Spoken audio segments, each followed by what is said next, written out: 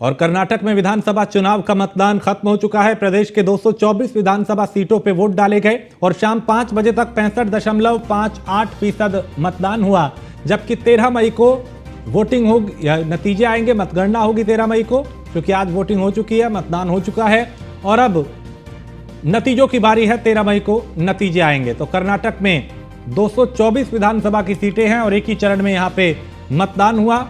अब 13 मई को वोटों की गिनती होगी।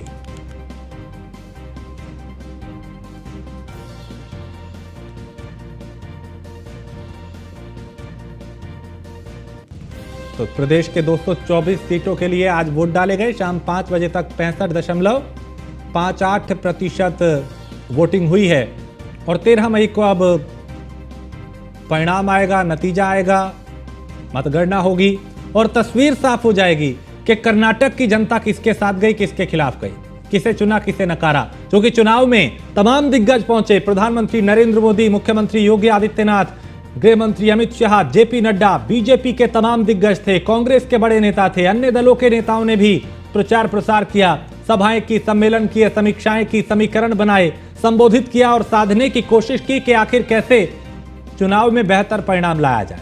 आज ईवीएम में उम्मीदवारों की किस्मत कैद हो गई। अब 13 मई को तस्वीर साफ होगी कि जनता ने किसे चुना, किसे नकारा। तो 5 बजे तक 65.58% वोटिंग हुई।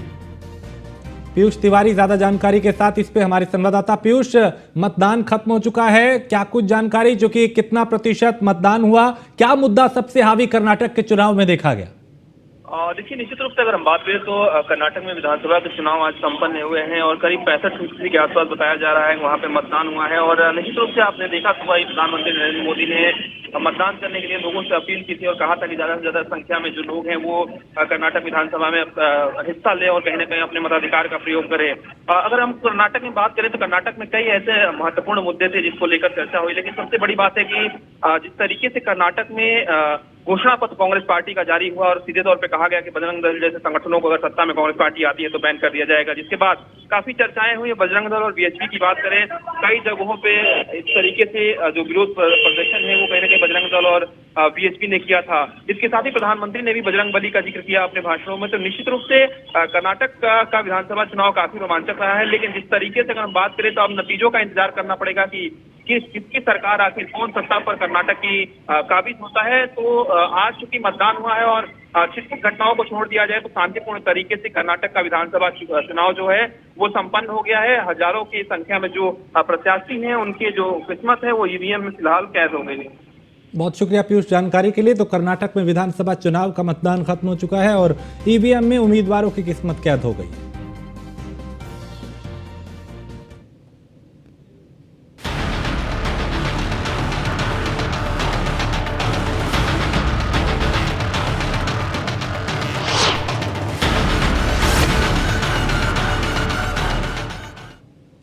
तो यूपी की 2 विधानसभा सीटों पर वोटिंग हुई। 96 और स्वार विधानसभा सीट पर मतदान हुआ। 96 सीट पर 40% मतदान हुआ, जबकि स्वार सीट पर 42% वोटिंग हुई। 13 मई को इन दोनों सीटों के नतीजे आएंगे। लोकसभा चुनाव के मद्देनजर दोनों ही सीटें बेहद महत्वपूर्ण हैं और इसको ध्यान में रखते हुए बीजेपी गठबंधन और समाजवादी पार्टी ने पूरी ताकत इसमें झोंकी। समीकरण भी इसमें बदले हुए नजर आए।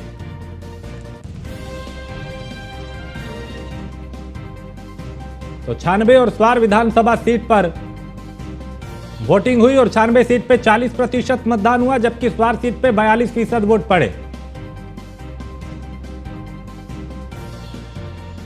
तो अब 13 मई को नतीजे आएंगे, तस्वीर साफ हो जाएगी, जनता किसके साथ गई, किसके खिलाफ गई। अपना दल एस ने स्वार और 96 सीट पे उम्मीदवार उतारे। समाजवादी पार्टी ने पूरी चुनौती दी, टक्कर दी।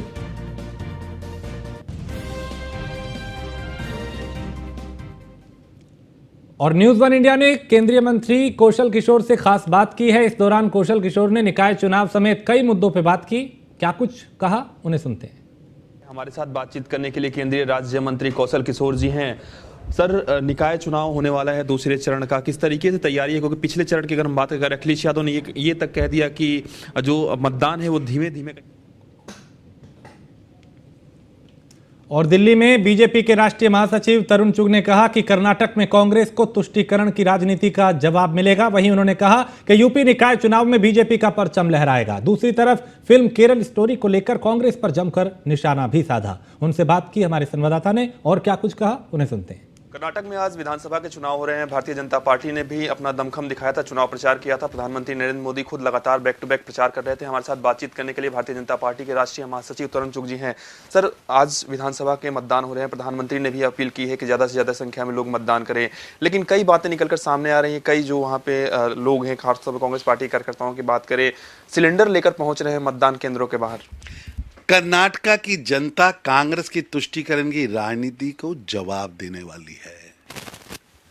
लोकतंत्र में मतदान एक उत्सव है और कर्नाटका की जनता निश्चित रूप से प्रधानमंत्री नरेंद्र मोदी जी की गरीबों की मसीहा की जो सरकार है, उसकी डबल इंजन सरकार को अपना आशीर्वाद देगी।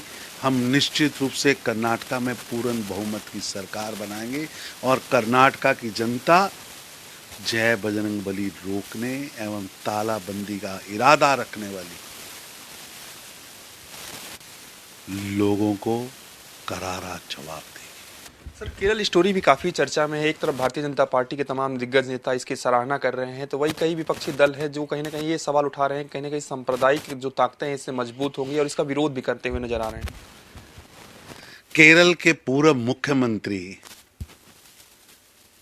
इस षड्यंत्र व नए तरह के आतंकवाद के लिए चिंता प्रकट कर चुके हैं सार्वजनिक मंच पर।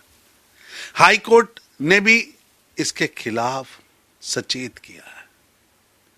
पता नहीं दिग्विजय सिंह और बाकी जो कांग्रेस के नेता हैं, उन्होंने इटली की कौन सी कंपनी की रुई कान में डाल रखी है कि उन्हें आईएसआई के षड्यंत्र के मकड़ जाल में फंसी हुई इस रेगिस्तान में वुमेन स्लेव की तरह इस्तेमाल हो रही, ह्यूमन बम की तरह इस्तेमाल हो रही और वहां रेत में दफन हो रही बेटियों की चीख व पुकार सुनाई नहीं दे रही। कर्नाटक के साथ साथ आज उत्तर प्रदेश में भी 2 विधानसभा सीटों पर उपचुनाव हो रहे हैं। समाजवादी पार्टी ने यह आरोप लगाया है कि कहीं ना कहीं जो उत्तर प्रदेश सरकार के मंत्री हैं वो समाजवादी पार्टी के कार्यकर्ताओं को डरा और धमका रहे हैं इस दौरान। देश के अंदर चुनाव आयोग निष्पक्ष रूप से चुनाव करा रहा है। हार को सामने देखकर कुछ बौखलाहट में बयानबाजी कर रहे हैं। मतदान में मत किसको मिला वो महत्वपूर्ण है और जनता का मत प्रधानमंत्री मोदी जी के साथ है, जिन्होंने 9 वर्ष इस देश के अंदर गरीबी के खिलाफ लड़ी है। कर्नाटक में आज विधानसभा के चुनाव हो रहे हैं। तो यूपी निकाय चुनाव को लेकर बीजेपी दावा कर रही है कि इसमें भी परचम लहराएंगे और नतीजे जो हैं 13 मई को आएंगे। उस दिन तस्वीर साफ हो जाएगी कि जनता किसके साथ गई, किसके खिलाफ गई। एक तरफ निकाय चुनाव, दूसरी तरफ आज 2 उपचुनाव विधानसभा सीटों के।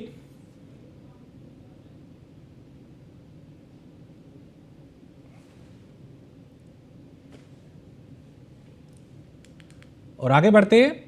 दरअसल चुनावी मौसम है, कर्नाटक में भी चुनाव हुआ, उसके बाद निकाय चुनाव उत्तर प्रदेश में चल ही रहा है और आज 2 विधानसभा सीटों पे उपचुनाव भी हुआ, स्वार और छानबे सीट पर। क्या यहाँ का समीकरण रहा, क्या यहाँ पे मुद्दे रहे, कितना प्रतिशत मतदान हुआ, इसे हम जानते हैं। हमारे साथ सहारनपुर से हमारे संवाददाता हैं, रामपुर से माफ कीजिएगा फहीम है। फहीम, रामपुर की अगर बात करें, स्वार सीट, चूंकि मतदान अब खत्म हो चुका होगा, कितना प्रतिशत मतदान यहाँ पे हुआ और क्या सबसे अहम मुद्दा यहाँ पे रहा चुनाव का, चूंकि आपने पूरे चुनाव को कवर किया, मतदाताओं से बात की? जी बिल्कुल राजेश, मैं आपको बता दूं कि स्वार में जो प्रतिशत था वो 42 के करीब आया 5 बजे तक का। जो फाइनल आना अभी बाकी है, फाइनल का तैयारी चल रही है। फाइनल आएगा तो हम अपने दर्शकों को दिखा पाएंगे। और मुद्दे की अगर मैं बात करूं तो यहाँ मुद्दा जो रहा वो रहा विकास कराना। कौन कराएगा विकास, कौन करा सकता है विकास, तो ये इस मुद्दे पे ज्यादा लोगों ने वोट किया है। और आप समझ सकते हैं कि विकास कौन उन लोगों की नजरों में करा सकता था और इस तरह से उनका रुझान रहा है। तो एक पहलू ये रहा। दूसरा ये है कि लोग बहुत ज्यादा टकटकी लगाए हुए थे और ये उम्मीद जता रहे थे कि ये एक ऐसा ये चुनाव हो जाए जो इसको दोबारा फिर ऐसी नौबत ना आए कि इसको टालना पड़े या फिर इसमें कोई और व्यवधान आ जाए, ऐसी चीज ना हो। तो ये इस चुनाव में कई चीजें देखी हैं मतदाताओं ने। ठीक। एक स्थायी विधायक भी देखा है, एक स्थायी विधायक के साथ साथ काम करने वाला भी देखा है। ये सारी चीजें जो थी फैक्टर के रूप में काम किया है उसने, ठीक है, सुबह से लेकर अब तक। ठीक है, चलिए बहुत शुक्रिया फहीम इस तमाम जानकारी के लिए। तो कई फैक्टर हैं इस चुनाव में, लेकिन नतीजे बताएंगे कि किसका जो प्रभाव है वो ज्यादा रहा। तो न्यूज वन इंडिया ने केंद्रीय मंत्री कौशल किशोर से खास बात की। इस दौरान कौशल किशोर ने निकाय चुनाव समेत कई मुद्दों पर चर्चा की, उन्हें सुनते हैं। साथ बातचीत करने के लिए केंद्रीय राज्य मंत्री कौशल किशोर जी हैं। सर, निकाय चुनाव होने वाला है दूसरे चरण का, किस तरीके से तैयारी है? क्योंकि पिछले चरण की अगर हम बात करें, अखिलेश यादव ने ये तक कह दिया कि जो मतदान है वो धीमे धीमे कहीं ना कहीं कराया जा रहा है और इससे प्रभावित होंगी चीजें। ये तो निर्वाचन आयोग पर आरोप लगाने का काम अखिलेश जी कर रहे हैं, क्योंकि निर्वाचन आयोग ही पूरी चीज़ें तय करके भेजता है और चुनाव निर्वाचन आयोग कराता है। चुनाव सही तरीके से हो रहे हैं। दूसरे चरण का चुनाव कल है, इसमें भी बड़े पैमाने पर जो वोटिंग होगी और वोटिंग का जो ज़्यादा पक्ष है वो भारतीय जनता पार्टी के पक्ष में जाएगा और बीजेपी के प्रत्याशी बड़े पैमाने पर जीतेंगे। कर्नाटक में सर विधानसभा के चुनाव हो रहे हैं। प्रधानमंत्री ने भी अपील की है कि ज़्यादा से ज़्यादा संख्या में लोग मतदान का प्रयोग करें, लेकिन कई ऐसे जो दल हैं जो भारतीय जनता पार्टी के विपक्ष में हैं, उनके जो कार्यकर्ता हैं वो सिलेंडर को लेकर कहीं ना कहीं विरोध प्रदर्शन भी आज जता रहे हैं। देखिए, कर्नाटक में जो चुनाव है वहाँ की स्थिति में आज वोट पड़ रहा है और वहाँ की जनता का भी तेज़ी से रुझान फिर से वहाँ पर भारतीय जनता पार्टी की तरफ बढ़ा है। मोदी जी की तरफ बड़े पैमाने पर आकर्षण लोगों को और तेज़ी से बढ़ा है। इससे बीजेपी को ही वहाँ पर बड़े पैमाने वोट मिलेगा और बीजेपी की पूर्ण बहुमत की वहाँ पर सरकार बनेगी। समाजवादी पार्टी ने ये आरोप लगाया है कि उत्तर प्रदेश सरकार के जो एक मंत्री हैं वो कहीं ना कहीं समाजवादी पार्टी के कार्यकर्ताओं को डरा रहे हैं और धमका रहे हैं। झूठ आरोप लगाते हैं अखिलेश जी। जब हारने लगते हैं तो वो आरोप लगाने लगते हैं। कभी वोटिंग मशीन पर लगा देते हैं, कभी ईवीएम मशीन पर लगा देते हैं और कभी लोगों के बारे में गलत आरोप धमकाने का लगाते हैं। आखिरी सवाल रहेगा, शाइस्ता परवीन को जिस तरीके से माफिया लिखा गया पुलिस की ओर से, उत्तर प्रदेश के पूर्व मुख्यमंत्री अखिलेश यादव ने कहा है कि ये जो लैंग्वेज है ये पुलिस की नहीं है, माफिया लिखना, ये उत्तर प्रदेश के मुख्यमंत्री योगी आदित्यनाथ की लैंग्वेज है। अखिलेश जी को ये तकलीफ पता नहीं क्यों होती, मैं समझ नहीं पा रहा हूँ। शाइस्ता को बहुत दिन से पुलिस ढूंढ रही है। तमाम चीज़ें जब निकल करके जांच में आई है, उसके बाद पुलिस ने जिन शब्दों का यूज किया है उन्होंने अपनी भाषा में यूज किया है। इसमें सरकार का कोई लेना देना नहीं। धन्यवाद सर। तो ये थे हमारे साथ केंद्रीय राज्य मंत्री कौशल किशोर, जिन्होंने न्यूज़ वन इंडिया से तमाम सारे विषयों को लेकर चर्चा की। वीडियो न्यूज़ रविंद्र के साथ पीयूष तिवारी। और पाकिस्तान के पूर्व प्रधानमंत्री इमरान खान को कोर्ट से बड़ा झटका लगा है। तोशाखाना केस में इमरान खान दोषी करार दिए गए हैं। इमरान खान पे आरोप तय हो गए हैं, उनकी सजा पे जल्द फैसला किया जाएगा और कोर्ट ने पीटीआई के वकीलों की अर्जी खारिज कर दी है। वहीं कल अल-कादिर ट्रस्ट मामले में इस्लामाबाद हाईकोर्ट के बाहर से उन्हें गिरफ्तार किया गया था। अल-कादिर ट्रस्ट केस में कोर्ट ने आज की सुनवाई में फैसला सुरक्षित रख लिया है। बता दें कि पाकिस्तान के चुनाव आयोग के फैसले के बाद इमरान खान के खिलाफ अब तोशाखाना केस दायर किया गया था। इसमें कहा गया था कि उन्होंने विदेशी गणमान्य व्यक्तियों द्वारा दिए गए उपहारों को बेचकर धन कमाया था और उसकी घोषणा करने में विफल रहे थे। तो पाकिस्तान कानून के मुताबिक किसी विदेशी राज्य के गणमान्य व्यक्तियों से मिले गिफ्ट स्टेट डिपॉजिटरी यानी कि तोशाखाना में जमा करने होते हैं। राज्य का मुखिया अगर गिफ्ट अपने पास रखता है तो इसके मूल्य के बराबर नकद देना होगा। तो एक नीलामी की प्रक्रिया के जरिए तय किया जाता है और ये गिफ्ट या तो तोशाखाना में जमा रहते हैं या नीलाम किए जाते हैं। तो इसके माध्यम से मिले धन को राष्ट्रीय खजाने में जमा किया जाता है। और 2018 में सत्ता में आए इमरान खान को करीब 14 करोड़ रुपए के 58 उपहार मिले थे। इन महंगे उपहारों को तोशाखाना में जमा किया जाना था। इमरान खान ने तोशाखाने से सस्ते दाम पे खरीदा और महंगे दाम पे इसे बाजार में बेच दिया। इमरान ने इस दौरान सरकारी कानून में बदलाव भी किए और इमरान खान ने 2.15 करोड़ रुपए में इन गिफ्ट को खरीदा था, यानी 2 करोड़ 15 लाख में, और गिफ्ट को बेचकर 5.8 करोड़ रुपए का मुनाफा कमाया। अगस्त 2022 में इमरान खान को सत्ता से हटाए जाने के कुछ महीनों बाद मामले में जांच हुई और 8 सितंबर को इमरान खान को नोटिस मिला था। तो आरोप साबित होने पर इमरान खान की संसद सदस्यता चली गई और इमरान खान पर जानबूझकर चुनाव अधिनियम 2017 के प्रावधानों का उल्लंघन का आरोप है। मई 2023 में कोर्ट से इमरान दोषी करार दिए गए। अब जल्द सजा सुनाई जाएगी।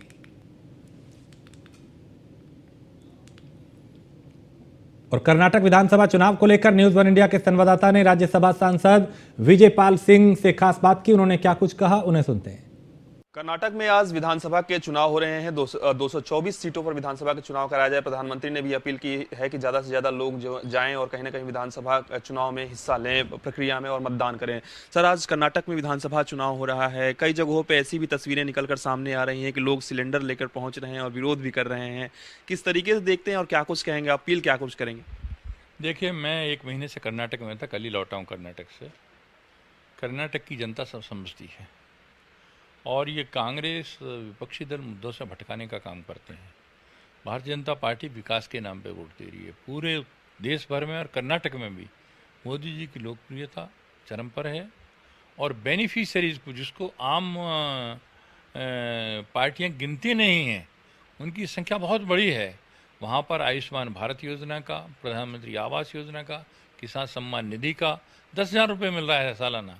तो वो सब बीजेपी के साथ है और बीजेपी भारी बहुमत से वहाँ जीतेगी। उत्तर प्रदेश में सर 2 उपचुनाव भी हो रहे हैं। समाजवादी पार्टी ने और लगाया है कि उत्तर प्रदेश सरकार के मंत्री समाजवादी पार्टी के कार्यकर्ताओं को डरा रहे हैं, फोन करके और धमका रहे हैं।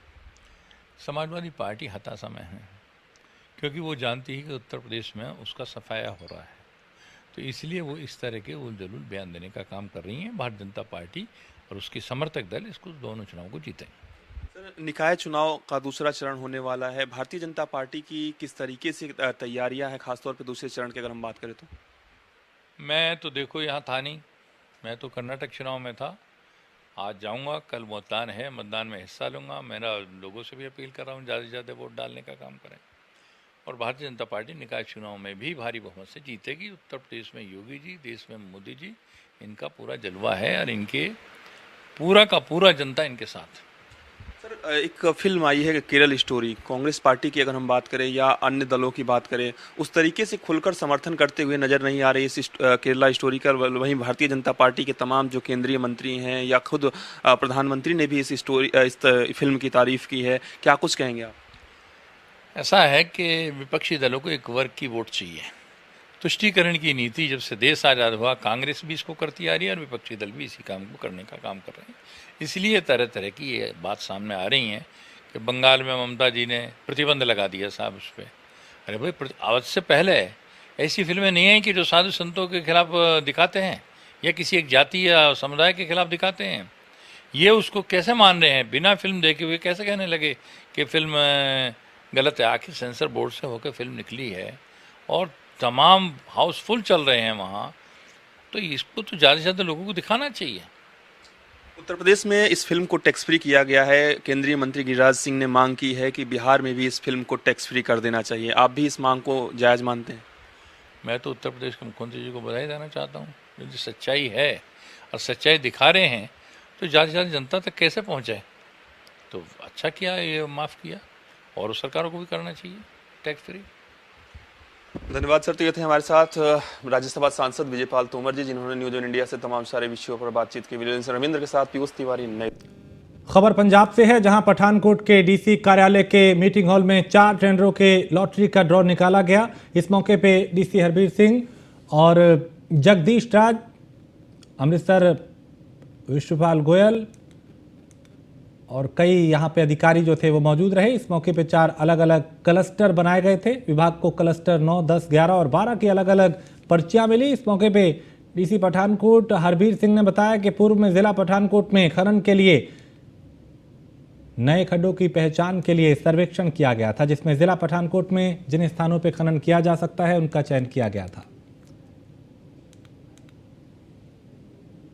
पठानकोट विखे साढ़े जिन्ने भी 4 माइनिंग क्लस्टर्स है उन्होंने ਜਿਹੜੇ ਸਕਸੈਸਫੁਲ ਬਿਡਰ ਸੀਗੇ ਉਹਨਾਂ ਦੇ ਅਸੀਂ ਡਰਾਅ ਫਲੋਟਸ ਨਾਲ ਕੱਢੇ ਹੈਗੇ ਆ ਔਰ 4 ਸਕਸੈਸਫੁਲ ਬਿਡਰਸ ਆਏ ਹੈਗੇ ਆ।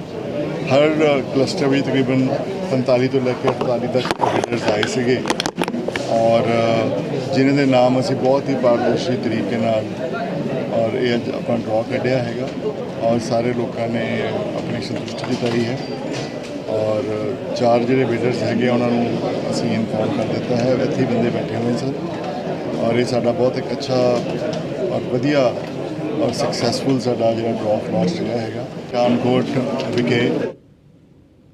और बीजेपी के प्रदेश अध्यक्ष सम्राट चौधरी ने फिल्म द केरला स्टोरी को लेकर बड़ा बयान दिया। सम्राट चौधरी ने कहा कि बीजेपी की तरफ से मेरा कहना है कि जिस तरह से उत्तर प्रदेश में केरला स्टोरी को टैक्स फ्री किया गया, बिहार में भी टैक्स फ्री की जाए। इसके साथ ही उन्होंने कहा कि कश्मीर फाइल को जिस तरह लोगों ने देखा, द केरल स्टोरी भी सच्चाई है, इसे देखना चाहिए। मैं मांग करता हूं भारतीय जनता पार्टी की तरफ से द केरला स्टोरी जो है इसको टैक्स फ्री किया जाए जिस तरह उत्तर प्रदेश में किया गया। और बिहार बीजेपी के प्रदेश अध्यक्ष सम्राट चौधरी 2 दिवसीय दौरे पे भागलपुर पहुंचे, जहां पूर्व मंत्री सह बीजेपी नेता शाहनवाज हुसैन समेत भारतीय जनता पार्टी के कार्यकर्ताओं ने उनका स्वागत किया। वहीं बीजेपी के प्रदेश अध्यक्ष सम्राट चौधरी भागलपुर जिले के कई कार्यक्रमों में हिस्सा उन्होंने लिया। इस दौरान उन्होंने बिहार के मुख्यमंत्री नीतीश कुमार पर जम के निशाना साधा और कहा कि बिहार के मुख्यमंत्री देश के नेतृत्व करने चले हैं, लेकिन ना ही उनको दूल्हे के लिए लोग तैयार हैं, ना ही शहवाला के लिए, ना ही बाराती के लिए तैयार हैं। लालू प्रसाद यादव के बड़े बेटे ने बाबा बागेश्वर को लेकर बड़ा बयान दिया है और उनके इस बयान से सियासत गर्मा गई है। बिहार सरकार के मंत्री तेज प्रताप यादव ने कहा कि बाबा बागेश्वर धाम के लोग रोज आकर हमसे माफी मांग रहे हैं। उसका वीडियो हमारे पास है और हम जल्द ही रिलीज करेंगे। राजस्थान के नाथद्वारा में राजस्थान के मुख्यमंत्री अशोक गहलोत ने कहा कि राजस्थान की जन कल्याणकारी योजनाओं की पूरे देश में सराहना हो रही है। स्वास्थ्य का अधिकार, मुख्यमंत्री चिरंजीवी स्वास्थ्य बीमा योजना में 25 लाख रुपए तक के निःशुल्क इलाज से लेकर न्यूनतम 1000 रुपए सामाजिक सुरक्षा पेंशन समेत अन्य योजनाओं से प्रदेशवासियों को आर्थिक और सामाजिक संबल मिल रहा है। दरअसल गहलोत ने बुधवार को नाथद्वारा में प्रधानमंत्री की मौजूदगी में हुए समारोह को संबोधित किया और कहा कि भूतपूर्व प्रधानमंत्री डॉक्टर मनमोहन सिंह के नेतृत्व में खाद्य सुरक्षा, सूचना का अधिकार, शिक्षा का अधिकार, रोजगार की गारंटी के कानून बनाकर देशवासियों की चिंता को दूर किया। उसी तरह वर्तमान केंद्र सरकार को भी देश में एक समान राइट टू सोशल सिक्योरिटी और राइट टू हेल्थ एक्ट लागू करना चाहिए। उन्होंने कहा कि राज्य सरकार उज्ज्वल योजना में पंजीकृत परिवारों को महंगाई से राहत दिलाने के लिए 500 रुपए में गैस सिलेंडर उपलब्ध करा रही है। और इसी के साथ इस बुलेटिन में फिलहाल इतना ही। आप बने रहिए न्यूज़ वन इंडिया के साथ।